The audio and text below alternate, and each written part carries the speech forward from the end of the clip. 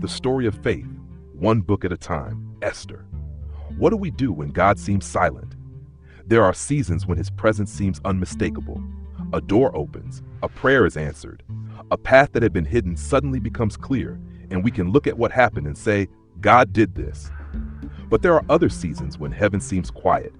We try to remain faithful, yet nothing appears to change. Powerful people make reckless decisions.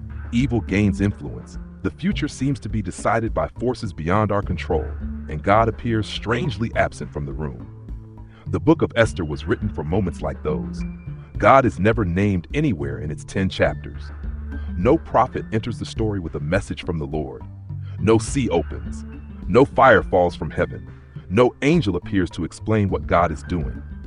Even prayer is not explicitly mentioned, though fasting, mourning, and lament fill the story. Yet when we step back and see the whole story, God's fingerprints are everywhere. His people are far from Jerusalem, living under the rule of a foreign empire. The Persian king is powerful, impulsive, and easily manipulated. A wicked official turns his hatred of one Jewish man into a plan to destroy an entire people. An irreversible decree is sealed with the king's ring. A date for destruction is selected by casting a lot, as though chance itself has joined the enemy. At the center of the human action stands Esther, an orphan Jewish woman who did not choose the palace, did not control the king, and could not enter his presence without risking her life. In an empire structured around male authority, God works through her courage, patience, and carefully chosen words. Almost everything seems to be working against God's people, but none of it is enough to stop God. Through Esther's courage, Mordecai's faithfulness, a concealed identity, a forgotten record, a sleepless night, and reversals no human being could have arranged, God preserves his people and accomplishes what is in his heart. Esther teaches us that God does not have to announce his presence in order to be present. He does not need favorable circumstances, cooperative rulers, or human power to accomplish his purposes. The God of Esther does not get lucky. He is sovereign over the lot, the king, the timing, and the reversal. So, what exactly are we reading when we open the book of Esther?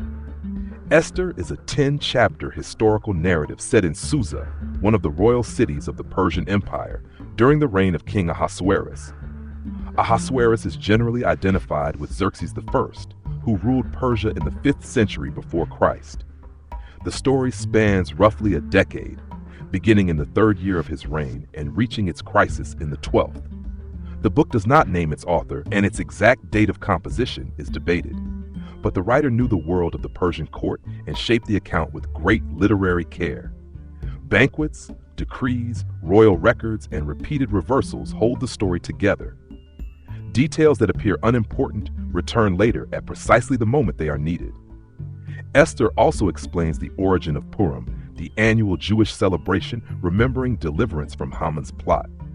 The name Purim comes from the word pur. A pur was a lot, something cast to select a date by what appeared to be chance. Haman cast the pur to determine the day on which the Jews would be destroyed. But the day chosen for their death eventually became the day of their deliverance. That reversal gives the feast its name. The central human figures are Esther and Mordecai. Esther's Hebrew name is Hadassah. She is a Jewish orphan whom her cousin Mordecai had taken as his own daughter. Haman is the king's highest official and the enemy who plots the destruction of the Jews. The book also gives us Ahasuerus, a king surrounded by wealth and authority, yet repeatedly governed by appetite, anger, flattery, and whoever has his attention. His power is enormous, but his wisdom is not equal to it. Esther is not a palace romance about an unknown young woman winning a beauty contest and living happily ever after. She is taken into a system she does not control. She wins favor and receives the crown, but the opening chapter has already shown how quickly a Persian queen can be removed. Esther may wear the crown, but it does not make her secure in an empire of breathtaking wealth, fragile favor, irreversible laws, hidden identities, and dangerous power. To understand where Esther fits in the larger story of faith, we need to place it beside Ezra and Nehemiah. Esther belongs to the Persian period after Babylon had conquered Judah, destroyed Jerusalem, and carried many of God's people into exile. Ezra and Nehemiah show groups of exiles returning to Jerusalem, rebuilding the temple, restoring the wall, and trying to rebuild covenant life in the land. Esther shows us the Jews who remained scattered throughout the empire. Chronologically, the events of Esther fit between the temple restoration described in Ezra chapter 6 and Ezra's later arrival in Jerusalem in chapter 7. Jerusalem is being restored, but many of God's people still live far from it. That makes Esther an essential companion to Ezra and Nehemiah. Ezra shows God restoring worship. Nehemiah shows him restoring a city. Esther reminds us that he is not confined to the restored temple or rebuilt walls. He reigns in Susa too. The people are far from home, but they are not beyond God's reach. They live under Persian authority, but Persia does not stand outside God's authority. He is fully able to preserve the people through whom his redemptive promise will continue. This reaches all the way back to Abraham. God promised that through Abraham's offspring, all the families of the earth would be blessed. Haman's plan marks the covenant people for destruction across the Persian Empire. But God's promise does not depend upon Israel possessing political power or remaining beyond the reach of its enemies. Esther therefore expands our vision of God's reign. His sovereignty is not territorial. Distance does not weaken him. Exile does not remove his authority.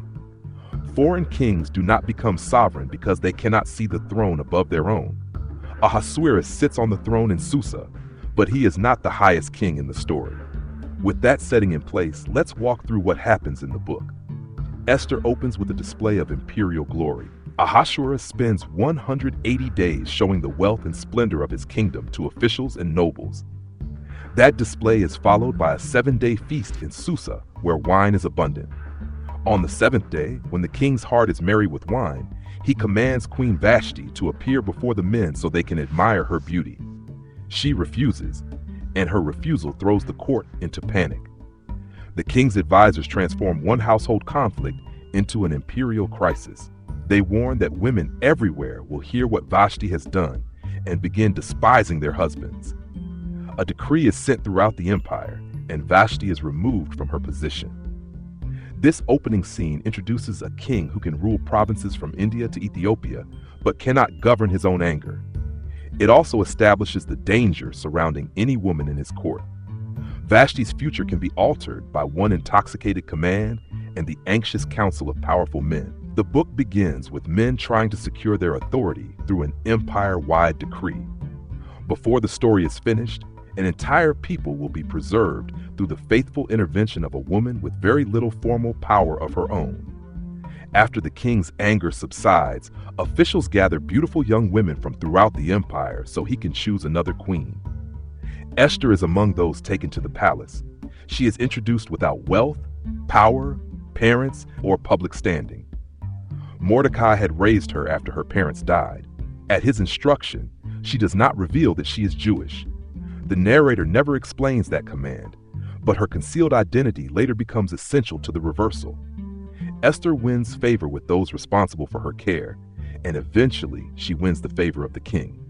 Ahasuerus places the royal crown on her head and makes her queen in place of Vashti.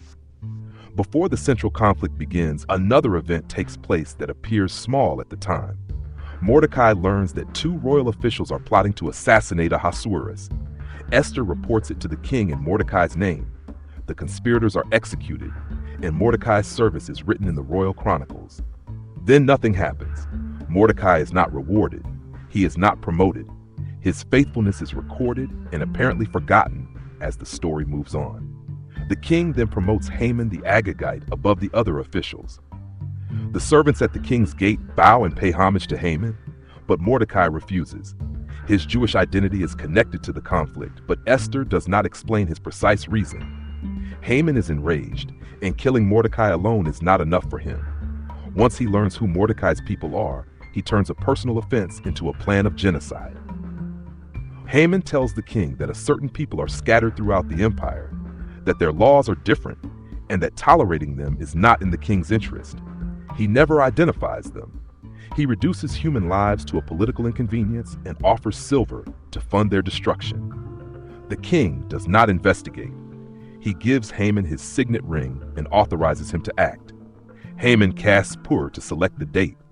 The 13th day of the 12th month is chosen. Couriers carry the decree throughout the empire, ordering the destruction of every Jew on a single day. Then the king and Haman sit down to drink while Susa is thrown into confusion.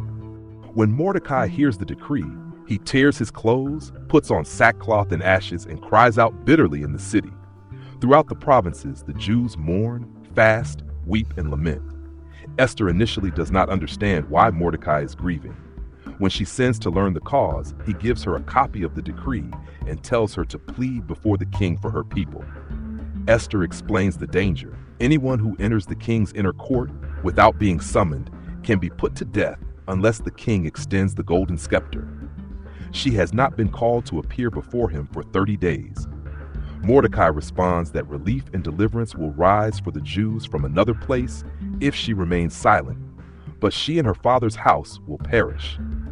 Then he asks whether she may have come to the kingdom for this very time. Notice what Mordecai does not say.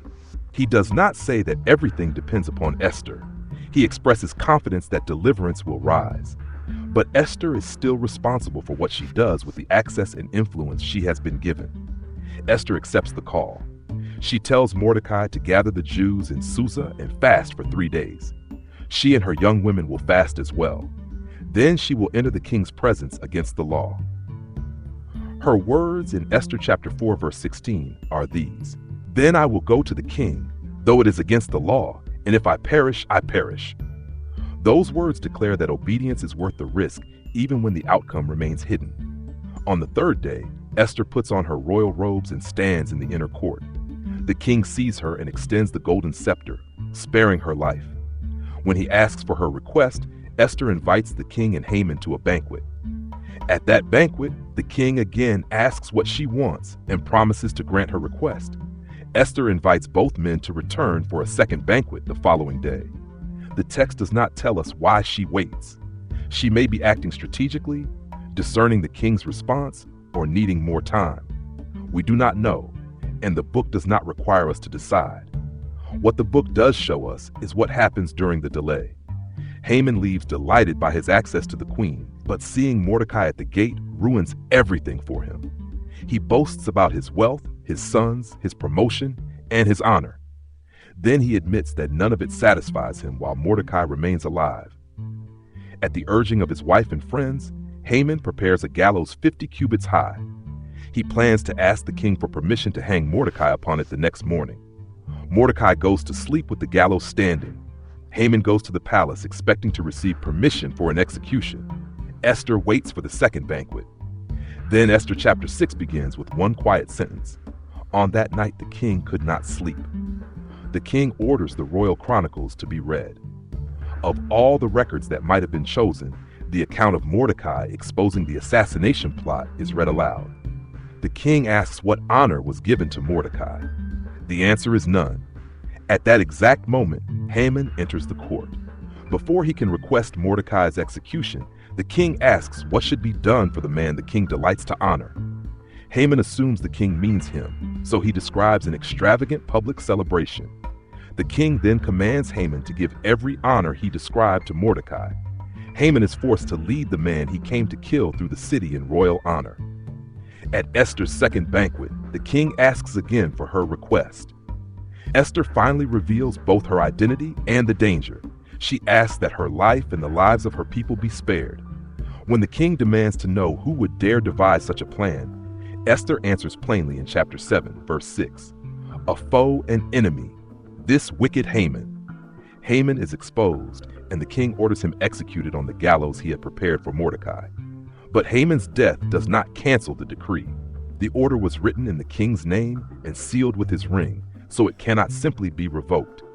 Esther approaches the king again, falls at his feet, weeps, and pleads for her people.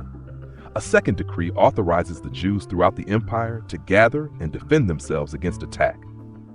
Mordecai receives Haman's signet ring. Couriers rush through the empire again, now carrying hope instead of destruction. When the appointed day arrives, the enemies of the Jews expect victory. Instead, Esther chapter 9 verse 1 tells us, "Now in the 12th month, which is the month of Adar, on the 13th day of the same, when the king's command and edict were about to be carried out, On the very day when the enemies of the Jews hoped to gain the mastery over them, the reverse occurred. The Jews gained mastery over those who hated them. The Jews defend themselves and overcome those who sought their destruction. The text repeatedly notes that they do not take the plunder. This is deliverance, not violence for profit. The days meant for mourning become days of gladness. Mordecai and Esther established Purim, so the Jews will remember what happened by feasting, sending food to one another, and giving gifts to the poor. The book ends with Mordecai, second only to the king, seeking the welfare of his people and speaking peace to them. The forgotten man is honored. The condemned people are delivered. The enemy falls into his own design. The lot names the day, but the lot does not determine the outcome.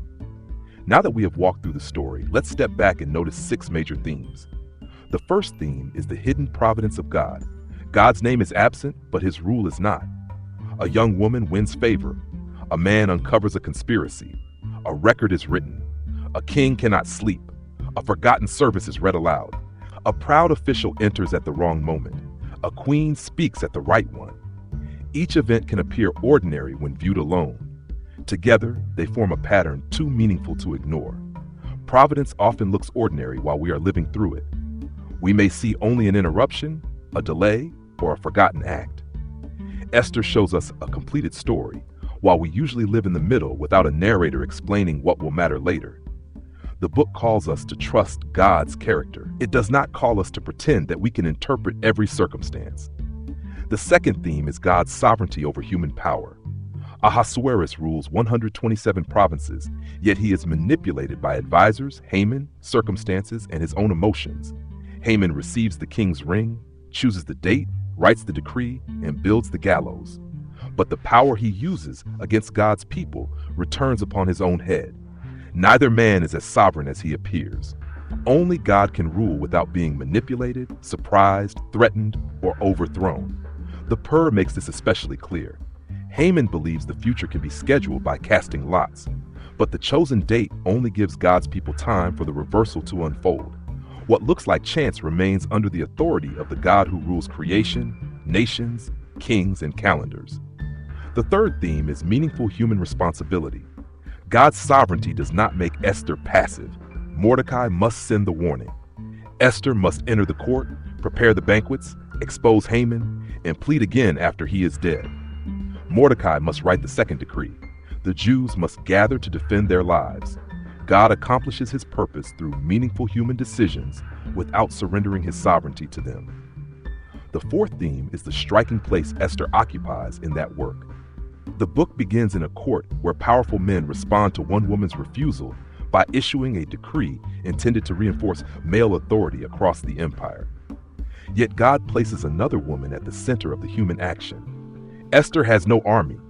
She cannot issue Persian law on her own authority. She cannot safely approach her own husband without being summoned. Still, her vulnerability does not make her useless to God. Through her courage, patience, wisdom, and speech, she becomes the central human instrument in preserving her people. The fifth theme is identity. Esther's Jewish identity begins concealed. Haman turns that identity into grounds for destruction. Esther must decide whether to remain behind the palace wall or identify herself with a condemned people. When she speaks, she does not merely say that innocent people are in danger. She says that her people are in danger, placing her own life inside their sentence. The sixth and final theme is reversal. An orphan Jewish woman receives a crown. Mordecai's forgotten service begins Haman's fall. Haman seeks honor and is forced to honor Mordecai. He builds a gallows for his enemy and dies upon it. A decree of destruction is answered by a decree of defense. The day of death becomes a feast of deliverance. Evil does not control the final movement of the story. All 6 themes come together in the key verse of Esther. Mordecai says in chapter 4, verse 14, "For if you keep silent at this time, relief and deliverance will rise for the Jews from another place, but you and your father's house will perish. And who knows whether you have not come to the kingdom for such a time as this?" This verse is often turned into a slogan about discovering our personal moment of greatness. But Mordecai is saying something more demanding and more God-centered. He does not tell Esther that she is the only hope of the Jewish people. If she remains silent, relief and deliverance will rise from another place. The source of that confidence is not named. Yet Mordecai believes the destruction of the Jews will not be the end of their story. At the same time, Esther is responsible for what she does with her position. God's purpose will stand, but her choice is not meaningless. Her position is a stewardship to use. The final question is marked by humility. Who knows? Mordecai does not pretend to know the secret reason Esther became queen. He sees the opportunity before her and calls her to faithfulness within it. We may not know why we have been placed in a particular family, workplace, community, difficulty, or opportunity. We should not declare hidden purposes God has not revealed. But we can ask what faithfulness requires from us here. We do not have to know the entire plan in order to obey the next clear responsibility. So how does Esther point us toward King Jesus? It points toward him first through the preservation of God's covenant people. God promised Abraham that blessing would come to the nations through his offspring, and the Messiah would come through Israel. Haman's decree therefore stands against the people through whom God promised to bring redemption to the world. God preserves the Jewish people, and the redemptive story continues toward Jesus. Esther also creates a contrast between Ahasuerus and the king we truly need. Ahasuerus is powerful but unstable. His decisions are shaped by wine, anger, pride, flattery, and manipulation. He can condemn a people without knowing who they are. He can offer half his kingdom while failing to understand his own court. Jesus is not that kind of king. He is righteous, wise, faithful, and fully aware. His authority is joined perfectly with holiness, justice, mercy, and love. Esther also gives us a meaningful contrast in intercession. She risks her life by entering the presence of a king who has not summoned her, hoping the scepter will be extended. She pleads for her people while knowing that their sentence is also her sentence. Jesus does more than risk his life for his people. He gives his life for us. He identifies himself with the condemned, bears sin, rises in victory, and now intercedes for his people. Esther approaches the throne uncertain whether she will live. Because of Jesus, we approach the throne of grace with confidence. The pattern of reversal also reaches its greatest expression in Jesus. At the cross, evil appears to win. Jesus is rejected, condemned, and killed, and the tomb appears to close the story. But the instrument of apparent defeat becomes the place of victory. Jesus rises from the dead. Sin is judged. Death is defeated. What looked like the triumph of darkness becomes the decisive movement of God's saving purpose. We should not force every detail of Esther into an allegory of Jesus. Esther is not Jesus. Ahasuerus is certainly not the Father. Every banquet, decree, and character does not need a hidden New Testament meaning. But the book belongs to the story that reaches him. God preserves the people of promise. He exposes the weakness of human kings. He gives us an intercessor, willing to identify with the condemned. And he shows that evil cannot control the ending. King Jesus is the greater king, the perfect intercessor, and the final assurance that God's redemptive purpose will not fail. Before we bring Esther into our own lives, we also need to ask how to read the book well. First, read Esther as a story of God's hidden providence, not merely as a lesson about being brave. Esther's courage and Mordecai's faithfulness matter. But the book is not telling us that ordinary people can accomplish anything if they believe in themselves. They do not control the king, the empire, the calendar, or the consequences. God can work through ordinary faithfulness to accomplish purposes beyond human power. Second, resist filling every silence in the story. The text does not explain why Mordecai concealed Esther's identity, why he refused to bow, or why Esther delayed her request until the second banquet. We can notice possibilities, but we should not turn them into revelation. The book teaches us to recognize providence without claiming to explain every hidden mechanism. Third, notice the echoes without building more than Scripture gives us. Mordecai is a Benjaminite associated with Kish, while Haman is called an Agagite. Those names echo Saul, Agag, Israel, and Amalek. But Esther does not give us enough information to construct a certain genealogy or explain Haman's motives through that history. Our conclusions should remain restrained. Fourth, do not romanticize the Persian court. Esther's crown gives her influence, not safety. The king who welcomes Esther can authorize the destruction of her people without asking basic questions. Esther's wisdom should be admired precisely because she is acting inside a dangerous system she does not control. Fifth, read the violent ending carefully. Haman's decree called for the destruction of every Jew and the plundering of their goods. Because the first decree could not be revoked, the second decree authorized the Jews to gather and defend themselves against those who attacked them. The book does not hide the scale of the judgment, but the repeated statement that the Jews did not take the plunder distinguishes their defense from Haman's plan of annihilation and profit. Finally, notice Esther's irony, repetition, and timing. The decrees mirror one another. Haman's words return upon him. Mordecai's forgotten deed becomes the hinge. The day selected by Purim becomes Purim. Destruction is answered by deliverance. The writer wants us to feel the tension and then recognize the reversal. So what do we carry with us when we close the book of Esther? First, God is not absent simply because he is not visible. We may not understand a delay, unnoticed faithfulness, or why the future seems to rest in unworthy hands. But God's silence is not surrender. He can govern what we cannot see and accomplish his purposes where his name is not honored. Second, sovereignty is not passivity. We do not know everything God is doing, but we can ask what faithfulness requires. Esther fasted, entered, spoke, and returned to plead again. Mordecai warned, wrote, and served. The Jews mourned, gathered, and defended themselves. Faith trusts God enough to act without pretending that we control the result. Third, God can work through the person others overlook. An orphan Jewish woman in a foreign palace becomes the central human instrument in preserving a people. We may not possess Esther's crown, but each of us has relationships, words, opportunities, responsibilities, time, or access placed in our hands. We are not the savior of the story. We are called to be faithful with what God has entrusted to us. And finally, Esther teaches us how to live when the outcome is hidden. Mordecai did not know that the forgotten record would later save his life. Esther did not know whether the king would extend the scepter.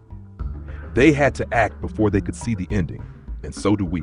Faithfulness does not require certainty about what will happen next. It requires trust in the God who already stands beyond what we can see. The God of Esther does not need the empire to cooperate, the king to be wise, his people to be powerful, or circumstances to appear favorable. He is sovereign over all his creation, and he remains able to accomplish all that is in his heart. If you would like to spend more time with Esther, I have also written a companion Facebook post for this installment. It follows the book's movements in greater detail and can serve as a resource as you read Esther for yourself. As we sit with Esther today, perhaps the question is not whether we can identify everything God is doing behind the scenes. The question is whether we will trust him when we cannot, and whether we will faithfully use what he has placed in our hands while the outcome remains hidden. If you are willing, share your reflections or questions in the comments so we can learn and walk this journey together.